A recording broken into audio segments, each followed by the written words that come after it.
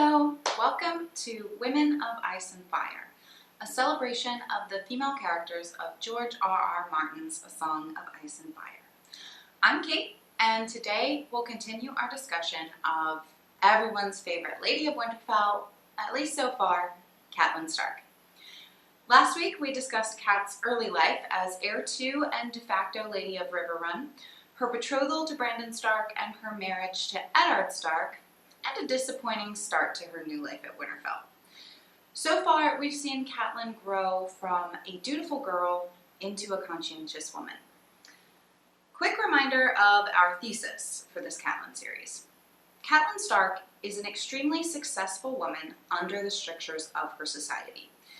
It's only when people violate those structures, the traditions and unwritten laws of the feudal society of Westeros, that her plans go awry. Today, we'll look at 6 decisions that Cat makes or advises on during a Game of Thrones, a Clash of Kings, and one that happens at the end of Clash of Kings but kind of goes into Storm of Swords. 4 of the decisions have repercussions that are already outlined in the narrative, and 2 of them remain open-ended. As we'll see, the narrative arc is one of escalation of the betrayal of Westeros' traditions and unwritten laws, from the minor to the catastrophic. This escalation corresponds with a decrease in Catelyn's agency, which we can deduce from the spread of these decisions. 3 major decisions take place in a Game of Thrones, 2 in a Clash of Kings, and 1 straddles the end of a Clash of Kings and the beginning of a Storm of Swords. There's also a shift in Catelyn's decision-making process in a Clash of Kings that we'll discuss when we get there. Ready? Let's go. Decision number 1. Ned Stark must go to King's Landing, and then he dies. We join Catelyn for the first time in the main narrative in the Godswood of Winterfell, carrying big news. Jon Arryn is dead, and Robert Baratheon is on his way. After Robert offers Ned a job as Hand of the King, as well as proposing a proposal between Sansa and Joffrey, we are privy to a very important conversation. "I will refuse him," Ned said as he turned back to her. His eyes were haunted, his voice thick with doubt. Catelyn sat up in the bed. "You cannot. You must not. My duties are here in the north. I have no wish to be Robert's hand." "He will not understand that. He is a king now, and kings are not like other men. If you refuse to serve him, he will wonder why, and sooner or later he will begin to suspect that you oppose him. Can't you see the danger that would put us in?"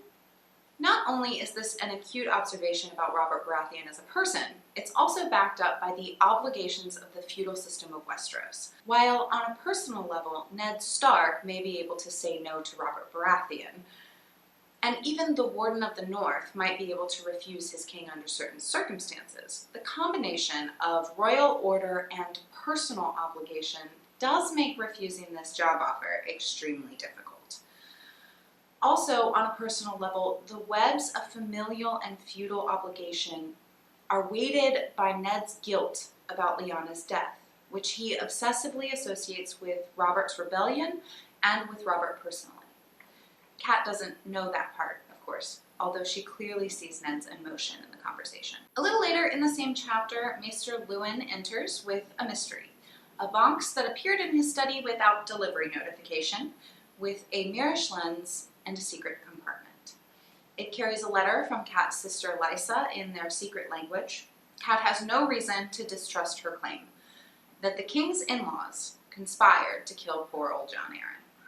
Lysa is impulsive, yes, but this message was carefully planned, cleverly hidden. She knew it meant death if her letter fell into the wrong hands. To risk so much, she must have had more than mere suspicion. Catelyn looked to her husband. "Now we truly have no choice. You must be Robert's hand. You must go south with him and learn the truth." With Maester Luwin on her side, Cat argues her corner effectively. Ned doesn't really have a shot.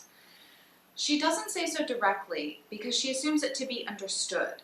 The Hand of the King is a position that will allow investigation into these crimes and also afford Ned the power to protect himself, his daughters, Lysa, and her son, should the need arise. Now, if only Lysa hadn't been lying through her teeth. Decision number 2. Catelyn makes a citizen's arrest. The second of Cat's decisions that we'll look at today is my favorite example of our thesis today. It's a decision made quickly but not without consideration to arrest Tyrion Lannister on suspicion of attempted murder when she comes across him at the inn at the crossroads. Okay, let's just do the quote. It's a long one, but I really want to have it in full. Here we go. "I was still Catelyn Tully the last time I bedded here," she told the innkeep. She could hear the muttering, feel the eyes upon her. Catelyn glanced around the room at the faces of the knights and sworn swords and took a deep breath to slow the frantic beating of her heart. Did she dare take the risk? There was no time to think it through, only the moment and the sound of her own voice ringing in her ears. "You, in the corner," she said to an older man she had not noticed until now. "Is that the black bat of Harrenhal I see embroidered on your surcoat, sir?" The man got to his feet. "It is, my lady." "And is Lady Went a true and honest friend to my father, Lord Hoster Tully of Riverrun?" "She is," the man replied stoutly. Sir Roderick rose quietly and loosened his sword in its scabbard.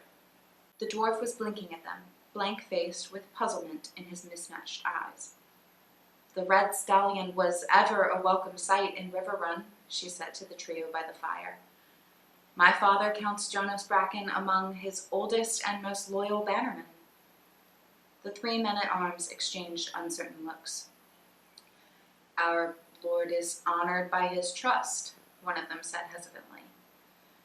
"I envy your father all these fine friends," Lannister quipped. "But I do not quite see the purpose of this, Lady Stark." She ignored him, turning to the large party in blue and gray. They were the heart of the matter. There were more than 20 of them. "I know your sigil as well, the twin towers of Frey. How fares your good lord, sirs?" Their captain rose. "Lord Walder is well, my lady. He plans to take a new wife on his 90th name day, and has asked your lord father to honor the wedding with his presence." Tyrion Lannister snickered. That was when Catelyn knew he was hers. "This man came a guest into my house, and there conspired to murder my son, a boy of 7, she proclaimed to the room at large, pointing. Sir Roderick moved to her side, his sword in hand. "In the name of King Robert and the good lords you serve, I call upon you to seize him and help me return him to Winterfell to await the king's justice." This short scene is a microcosm of the feudal system, played out in the common room of the inn at the crossroads. Catelyn, as the representative of the High Lord, calls upon the material power of the swords of her sworn bannermen to use violence, or the threat of violence, to impose her will. In this case, Cat is using her power as daughter of Hoster Tully to take custody of a perceived wrongdoer under the law. I had forgotten, until writing this video, that the law we're talking about in this situation is actually guest right. "This man came a guest into my house, and there conspired to murder my son," she says. Gee, I wonder if guest right is going to come up again in Catelyn's story. Anyway, Catelyn draws upon power derived from the monarch, just like any feudal lord. "In the name of King Robert and the good lords you serve." The feudal system. Bam, there it is. This is where Cat has success. Unfortunately, Cat's case against Tyrion falls apart. Not because of the whims of fate, the dangers of the high road, or even the hand of the gods in Tyrion's trial by combat in the Eyrie, but again, because someone she trusted purposefully lied to her. In this case, it was her little brother figure, Peter Baelish, who lied to Cat's face about the owner of the Valyrian steel dagger that was used in the attempt on Bran's life. Also, Lysa keeps telling lies throughout the trial. Lysa, Lysa, Liza. Wow, is that a thing? Anyway, decision number 3. Go into the twins and we're gonna get armies. So, yada yada yada. Ned is taken captive, Robb calls the banners and rides south and needs to cross the Green Ford with an army. And the only real crossing is at the Twins because the river is running high. which is controlled by the late Lord Walder Frey, who famously showed up to a battle in basically his own backyard after it was over. And it looks like he's planning to do so again. By now, he should be assembling with the Tully force at River Run, but instead, his 4,000 men sit athwart the Green Fork, doing nothing. The exigencies of war require Robb to cross, here and now, so only Walder Frey has what they need. Even considering that Catelyn is negotiating from a position of slightly less strength than might be wished, she doesn't actually get the worst of this deal. Hey, I told you guys that I normally cover hockey, right? In hockey, we have a term for a particular kind of trade. We call it a hockey trade. The idea is that the trade of two roster players from one team to another, in which the trade addresses the needs of both teams. In other words, neither GM has necessarily won or lost. That's a hockey trade. You say you want to cross the river? We do. Well, you can't, Lord Walder announced crisply. Not unless I allow it. And why should I? The Tullys and the Starks have never been friends of mine. He pushed himself back in his chair and crossed his arms, smirking, waiting for her answer. The rest was only haggling. I'm not going to read the scene in its entirety, but suffice to say that Walder Frey has a long list of grievances, all of which Catelyn addresses. He complains about weddings, fostering, respect. For the unmolested crossing of the Green Fork in good time, Walder Frey is to receive 2 betrothals, some fostering, places as squires and cupbearers for various Frey lads. And at first glance, I think a lot of people think that Catelyn got fleeced here. I disagree. None of those things cost the Starks anything at the time. Robb's got to marry someone. After all, he's nearly 16, as he keeps reminding us in this chapter. He's the heir, but his father is captive, and the next heir is a boy of 8. Squires and cupbearers are fairly innocuous, although Big and Little Walder are frankly creepy little things. And in return, Catelyn secures not a one-time crossing, but an ongoing relationship with House Frey that obligates them to support Robb in this war and in the future. She's locked in the late Lord Frey, his 4,000 swords, and most importantly, the strategic location of the twins, and she's done it fairly early. Maybe she could have avoided Arya's betrothal, but just for good measure, she secures the obligation again by putting Arya in the twins. It's a hockey trade. Or at least, well, we'll come back to this in A Storm of Swords. Afterward, Catelyn would remember the clatter of countless hooves on the drawbridge, the sight of Lord Walder Frey in his litter, watching them pass, the glitter of eyes peering down through the slats of the murder holes in the ceiling as they rode through the water tower. Decision number 4. If you were sons of mine. Unless, said Catelyn. Yes, Sir Brendan prompted. Unless he must leave Harrenhal, she said, to face some other threat. Her uncle looked at her thoughtfully. Lord Renly. King Renly. If she would ask for help from the man, she would need to grant him the style he had claimed for himself. Perhaps. The Blackfish smiled a dangerous smile. He'll want something, though. He'll want what kings always want, she said. Homage. Let's go to A Clash of Kings and Catelyn's assignment as an envoy to Renly Baratheon at Bitterbridge.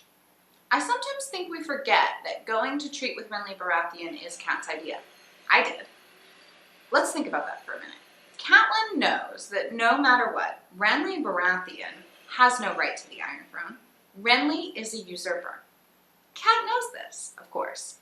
But what Cat also knows is that Renly has allied with Mace Tyrell and the Swords of the Reach, and that moreover, her son is in declared open rebellion against the Iron Throne, so what does it matter who the rightful king is? Working on known information and not taking dark freaking sorcery into account, Catelyn determines that Renly is their best option for an ally.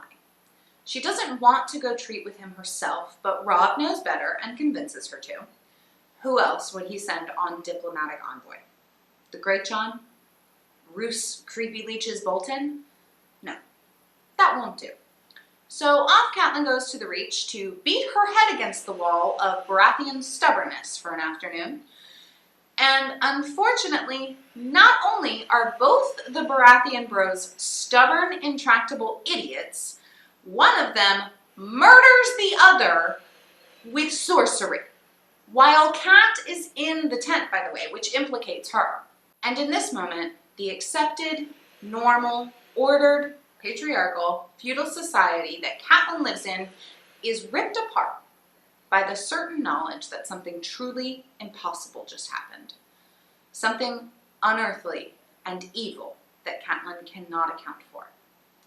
I continue to not like any of the Baratheon boys. Anyway, that leads nicely into the penultimate of Cat's major decisions that we'll look at today. Decision number 5.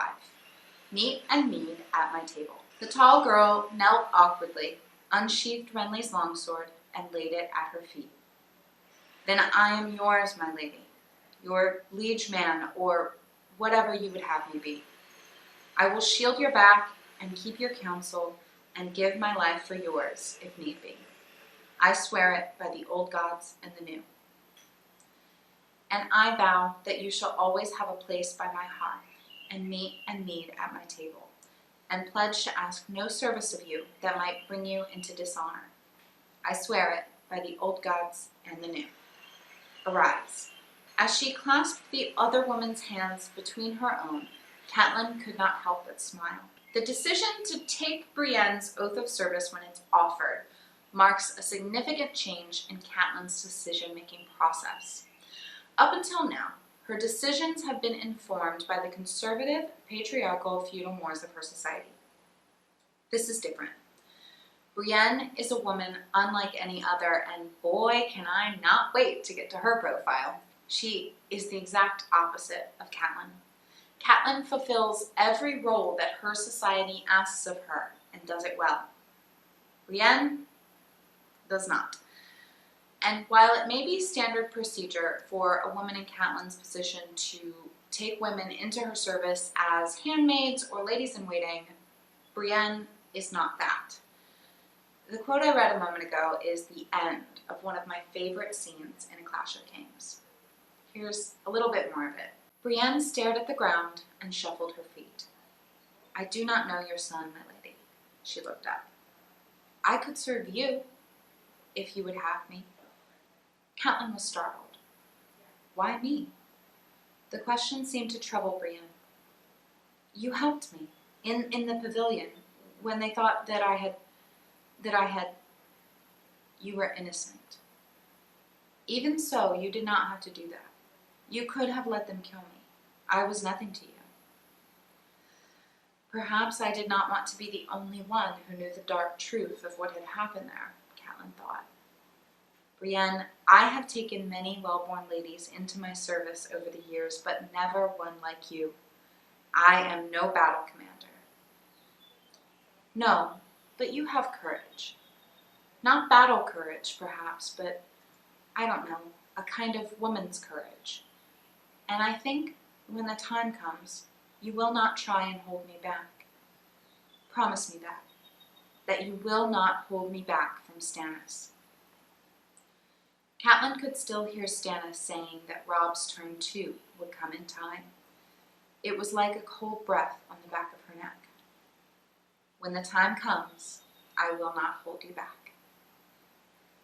This decision is Catelyn rejecting even her own ideas of a woman like Brienne and the restrictions of society that hold her back. In this case, it is a beautiful moment of connection between the two women.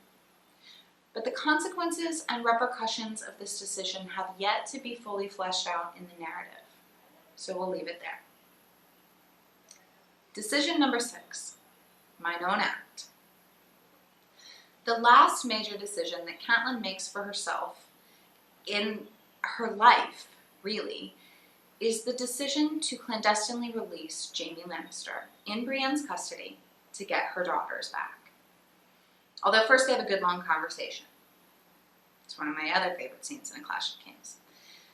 This is the other decision that Catelyn makes before her death that has yet to play out in the narrative. Jaime becomes a point of view character in A Storm of Swords, so we get his point of view of his release. He wore iron manacles on his wrists and a matching pair about his ankles, joined by a length of heavy chain no more than a foot long. "You'd think my word as a Lannister was not good enough," he'd japed as they bound him. He'd been very drunk by then, thanks to Catelyn Stark. Of their escape from Riverrun, he recalled only bits and pieces. There had been some trouble with the jailer, but the big wench had overcome him. After that, they had climbed an endless stair, around and around. His legs were weak as brass, and he'd stumbled twice or thrice, until the wench lent him an arm to lean on. At some point, he was bundled into a traveler's cloak and shoved in the bottom of a skiff. He remembered listening to Lady Catelyn command someone to raise the portcullis on the Watergate. She was sending Sir Cleos Frey back to King's Landing with new terms for the Queen, she declared in a tone that brooked no argument. But we'll leave Jaime in Brienne's capable hands for a while. We'll see him again. He touches several women's lives that we'll talk about. Let's stay with Catelyn. This decision to release a prisoner held on the orders of her king is treason, even if the king is her newly 16-year-old son. It is the ultimate rejection of feudal authority, so much so that the bannermen all seem to independently decide that she couldn't possibly have been in her right mind when she did it, stricken with grief over the loss of Brandon Rickon as well as her dying father. And while Cat is distraught earlier in the evening, during her conversation with Jaime, she is remarkably put together, and when facing her son's bannermen as well. "Your sons," Sir Desmond said at last. "Maester Ryman told us. The poor lads. Terrible, terrible, but—" "We share your grief, my lady," said Euripides Wayne. "All Riverrun mourns with you, but—" "The news must have driven you mad," Sir Desmond broke in. "A madness of grief, a mother's madness. Men will understand." "You did not know." "I did," Catelyn said firmly. "I understood what I was doing and knew it was treasonous. If you fail to punish me, men will believe that we connived together to free Jaime Lannister. It was mine own act, and mine alone, and I alone must answer for it. Put me in the Kingslayer's empty irons, and I will wear them proudly, if that is how it must be." This decision, this break with the system that has formed her whole life, is the breaking point of this aspect of Catelyn's arc. She spends the rest of A Storm of Swords on nominal house arrest, at least until her own son's honor or stupidity in marrying Jane Westerling is revealed, leading Cat, Robb, Edmure, and the Northern host to the betrayal of the Red Wedding. Reams upon reams of fan theorizing, analyzing, and sheer throw-the-book-across-the-room despair has already been devoted to the Red Wedding, so I won't add much to it.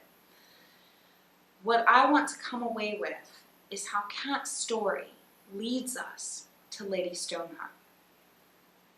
Cat's envoy to Bitterbridge breaks her foundation. The way her world works is shattered. So after that, she begins to make decisions based on her own desires. The pinnacle moment is when she takes Brienne into her service. It is a shining jewel of a moment of human connection, after the sheer terror of an unnatural event in which two women place their hands together and promise to be there for each other. And then everything crumbles beneath her. Her sons are lost to her forever, but perhaps her girls could be redeemed for the token of this soiled knight. So she frees him, although not without the surety of Brienne as his captor. But Catelyn never has the chance to know how that worked out as a living woman, because Tywin Lannister, Roose Bolton, Walder Frey, and Sybil Spicer let's not forget Sybil, decided that all the rules of war and the sacred space of guest right, those were not as important as their scrabble for power. Then the steel was at her throat, and its bite was red and cold.